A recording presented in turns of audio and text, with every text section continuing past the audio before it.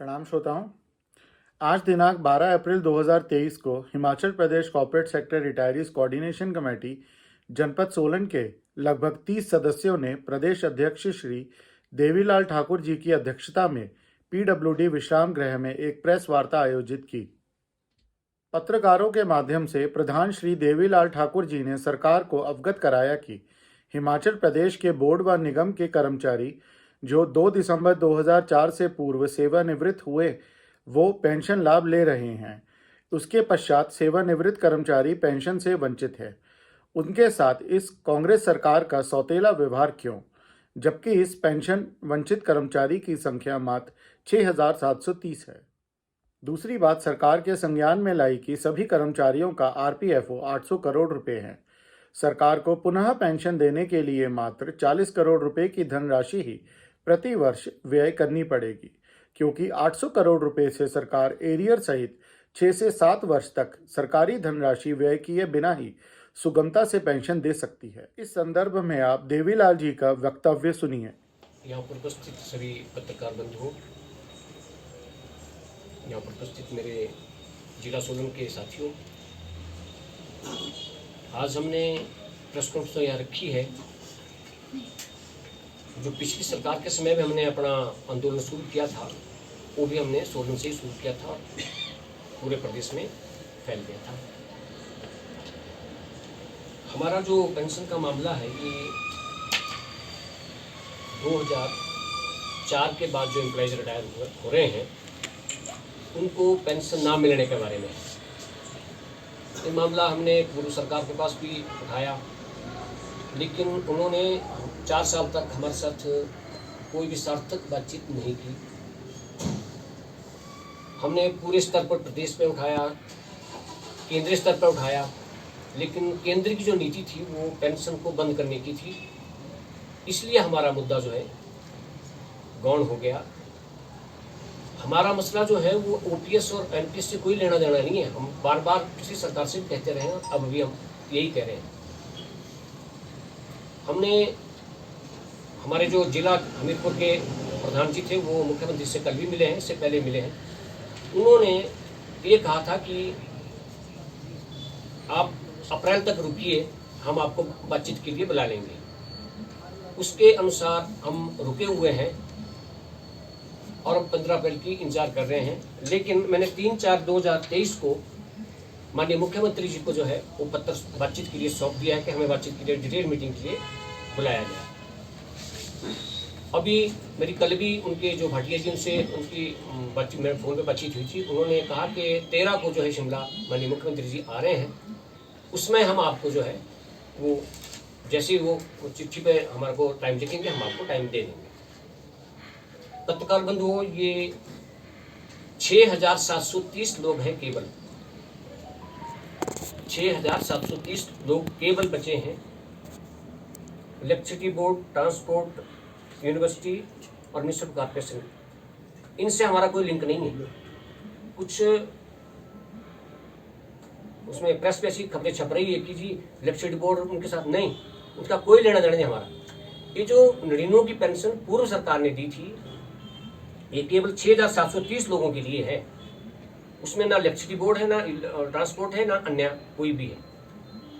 और इसमें जहाँ तक जो एम्प्लॉइज की बात है, जो हमारे पास सूचना है वो 524 एम्प्लॉइज को रिटायर जो हुए हैं 2004 तक, उनको पेंशन मिल रही है, बकाया को पेंशन नहीं मिल रही है। ये जो मामला अभी तक पेंड पड़ा है, इसमें लगभग जो है 39 करोड़ का 1 साल का खर्चा है हमारे, जो इनको पेंशन दी जानी है। हम पैसे के बारे में, हमारा काम नहीं है दिखाने का, पैसा काम उनका है, सरकार का काम है पैसे देने का, क्योंकि उन्होंने कहा था। अब जो वर्तमान सरकार है, इन्होंने हमारे को लिख के तो कुछ नहीं दिया है, लेकिन माननीय मुख्यमंत्री जी विधानसभा में भी कहा है कि हम क्लर्क को भी देंगे, सुपरिटेंडेंट को भी देंगे, बोर्ड कॉर्पोरेशनों को देंगे और जो सोसाइटीज़ है उनको भी देंगे। तो मेरा प्रेस के माध्यम से आज फिर आग्रह है कि सोसाइटीज़ तो बाद की बात है, माननीय मुख्यमंत्री जी जो वर्तमान में अभी 6,730 लोग हैं, जो हमारे साथ लोग हैं, उनमें से हर साल 8 से 10 लोग हमारे बीच से जा रहे हैं। एक बात। दूसरी बात ये कि जो ओपीएस और एनपीएस है, ये जो है इनकी संख्या बढ़ रही है और हमारी 6730 से जो संख्या है वो घट रही है, हमारी संख्या घट रही है। और इसमें जो हमारे पास सूचना है उसके अनुसार जो है लगभग तो 500-600 के आसपास जो लोग हैं वो हमारे बीच में नहीं रहे हैं, और कुछ तो परिवार ऐसे जिसमें दोनों ही नहीं है। तो मेरा आपके माध्यम से माननीय मुख्यमंत्री से आग्रह है कि इस मामले को तुरंत सुलझाया जाए, जैसे आपने ओपीएस का सुलझाया। हमारे को भी तुरंत बातचीत के लिए जो है वो बुलाया जाए। जिन अधिकारियों ने ये कहा था कि ओपीएस नहीं हो सकती, वही अधिकारी फाइनेंस सेक्रेटरी आज स्टेट का चीफ मिनिस्टर है। और मैंने सोलन की प्रेस में साफ कहा था कि जयराम जी, आपको जो फाइनेंस सेक्रेटरी आपका, वो आपको जाने का रास्ता बता रहा है, आने का नहीं बता रहा है। तो आपने देखा होगा माननीय मुख्यमंत्री जी ने विधानसभा में कहा कि इलेक्शन लड़ो। मैं इस मंच से आपके माध्यम से माननीय पूर्व मुख्यमंत्री जयराम जी को बताना चाहता हूं कि कर्मचारी इलेक्शन लड़ाते हैं। आपने हमारे को पेंशन दी, हमने आपको पेंशन देके घर भेज दिया। आपको ये ध्यान रखना चाहिए। अब आप कह रहे हैं कि 2%, यदि 2% लोगों ने वोट कांग्रेस को दी होती और पड़ी होती तो 55 सीटें होती इनकी, तब उनकी 0.9% आज हो रहे हैं कि 39,000 वोटें हमारे को देती, सरकार हमारी बनती। इन्होंने हमें कहा कि कर्मचारी 2% हमारा क्या बिगाड़ देंगे। इनकी कैलकुलेशन बिल्कुल ठीक थी, लेकिन हिमाचल जो है कर्मचारी बहुल क्षेत्र है। कर्मचारी जो चाहते हैं वो होता है, और हमने दिखाया है और आगे भी दिखाएंगे। आज जो हमारी बैठक है उस संगठन के बारे में भी है। उसके बाद हम माननीय मुख्यमंत्री महोदय से मिलने के बाद उनका क्या हमारे प्रति व्यवहार रहता है, क्या रुतबा है, क्या वो हमें जवाब देते हैं, उसके बाद अब अगली रणनीति में डिस्ट्रिक्ट में जो प्रमुख लोग हैं उनसे बातचीत करके फिर हम अगली बनाएंगे। एक बात। दूसरी बात ये है कि हमारे जो लोग हैं वो एजुकेशन के लायक नहीं है, उन्हीं धरने पे बैठ सकते हैं, उन्हीं उसमें मतलब धरने प्रदर्शन ज़्यादा कर सकते हैं, क्योंकि सभी 70-75 से ऊपर लोग हैं। अभी हमारी जो शिमला में बैठक थी, हमारे 2 लोगों को जाते हुए हार्ट अटैक हुआ और उनको नंगल हॉस्पिटल में जो है एडमिट कराना पड़ा, और वहाँ के जो प्रधान जी थे उनको बड़ी दिक्कत हुई। मेरा आपसे सभी से आग्रह है कि हमारी बात को आप मंचों पे उठाएं। माननीय मुख्यमंत्री जी आते हैं यहाँ पर, आप उनसे पूछें। उन्होंने कहा है, खुद कहा है, जितने भी मंत्री हैं उन्होंने सभी ने कहा है कि हम इस पेंशन को देंगे और ओपीएस देंगे। लेकिन मेरी समझ में ये नहीं आया है कि जब उन्होंने कहा कि उसका देंगे तो हमें 3 महीने का वेट क्यों करना पड़ा। हम ये चाहते हैं कि हमारा मसला बड़ा छोटा सा मसला है, बड़े छोटे से एम्प्लॉयज है, घट रहे हैं, ओपीएस तरफ बढ़ नहीं रहे, इनको दे देते हैं। तो जो हमारे बेचारे लोग जो ना जिनको मेडिकल की फैसिलिटी मिल रही है, पेंशन उनको 11 और 1200 रुपये मिल रही है, वो तो हमारा जो अपना पैसा कटा है आरपीएफसी में उस पर मिल रही है, उसके और उससे हमारा कोई लेना देना इन्होंने दे रखा है। हाँ, उसमें कुछ पैसा यदि आरपीएफ से पड़ा है हमें मालूम नहीं है। हमारे पास भिन्न फिगर आई हुई है कि जी 800 करोड़ रुपया हो गया, इतना हो गया, इतना हो गया, हमें कोई मालूम नहीं है। सरकार आरपीएफसी को लिखे, उनसे डिटेल मांगे कि हमारा पैसा जो ट्रांसफर होना है, जो कॉर्पस फंड के लिए जाना है, हिमाचल जो कॉर्पस फंड बनना है, साफ लिखा हुआ है, उसमें साफ लिखा हुआ था कि ये इम्प्लीमेंट होनी थी। उसके लिए अधिकारी उस टाइम के जिम्मेवार है। मैं तो ये कहता हूँ कि इस मंच से उन अधिकारियों के खिलाफ भी कार्रवाई होनी चाहिए जिन्होंने हमारी कॉर्पोरेट सेक्टर है उसकी पेंशन को रोके रखा है। चेयरमैन साहब ने अपनी सारी बात बताई दी। जो कुछ कॉर्पोरेट सेक्टर की पहले भी आप लोगों के माध्यम से मैंने यहाँ प्रेस कॉन्फ्रेंस की थी, आप सरकार तक वो बात पहुँची भी है, और अभी भी हम इसी बारे में लगे हुए हैं, क्योंकि अब जो मुख्यमंत्री हैं, जैसा मैंने पिछली बार भी कहा था, उन्होंने बड़े डायनामिक फैसले लिए हैं, और इनकी कार्यशैली से भी लग रहा है कि इनकी कथनी और करने में कोई फर्क नहीं आएगा। इन्होंने अपना ओपीएस का मुद्दा जो सबसे बड़ा माना जाता था पूरे हिंदुस्तान के अंदर, उस छोटी सी स्टेट के अंदर लागू करके था, ये बहुत बड़ी बात है। हम लोगों को तो छोटे, जैसे ठाकुर साहब ने कहा कि 6730 कर्मचारी है, उसमें से घटते जा रहे हैं, और 70-72 साल की उम्र में हम पड़े हुए हैं, तो एजुकेशन वाली बात तो मेरा ख्याल सरकार भी नहीं हमसे उम्मीद रखती, और हम करने की हालत में भी नहीं है। तो इसलिए सरकार से अनुरोध है आप लोगों के माध्यम से, प्रेस के माध्यम से, इस मंच के माध्यम से, कि सरकार गौर करे क्योंकि सुक्खू जी ने जब बीजेपी सरकार थी तो विधानसभा में कहा था कि यदि हमारी सरकार आती है तो हम कॉर्पोरेट सेक्टर के सभी कर्मचारियों को, चाहे वो बोर्ड और निगम हो, चाहे म्यूनिसिपल कमेटी और म्यूनिसिपल कॉर्पोरेशन, सभी को पेंशन देंगे। तो अब वो समय आ गया कि ये मुख्यमंत्री है, कर्मचारियों ने इनका साथ भी दिया, एनपीएस वालों ने भी साथ दिया सरकार बनने में, और कॉर्पोरेट सेक्टर ने भी साथ दिया।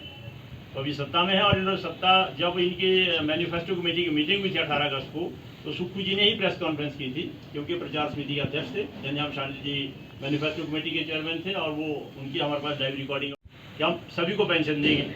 तो अब हमारा अनुरोध है कि अपने वादे को पूरा करें और सभी कर्मचारियों को ऊपर कृपा करें, सभी के परिवार खुशी खुशी से कांग्रेस साथ जुड़े रहेंगे।